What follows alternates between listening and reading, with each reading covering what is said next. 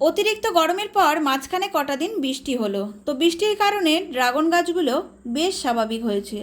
তো স্বাভাবিক হওয়ার কারণে ড্রাগন গাছে আবারও ফুল চলে এসছে, তবে সব ড্রাগন গাছে না। এখানে কার্নিশের গা দিয়ে ঝোলানো দুটো ড্রাগন গাছে ফুল এসছে, একটা ড্রাগন গাছে একটা ড্রাগন গাছে দুটো। আর এই যে ড্রাগন গাছগুলো দেখছো, এইসব গাছে কিন্তু একটাও ফুল আসেনি। সোজা চলো স্ট্যান্ড করা গাছটাতে কিন্তু কিছুদিন আগেও ফুল এসছিল, ঠিক যে ডালটাতে যেখানে ফুল এসছিল তার একটা কাঁটা উপরে ফুল এসছে। এই গাছটার সাথে সাথে আরও দুটো গাছে আমি তোমাদেরকে ফুল দেখাবো, ভিডিওটা দেখতে থাকো। তবে এবার তোমাদেরকে আশা করি ফলের ভিডিও দেখাতে পারবো। তবুও শিওর কিছু বলতে পারছি না, কারণ আমাদের এখানে বেশ ভালো গরম পড়ছে আবারও।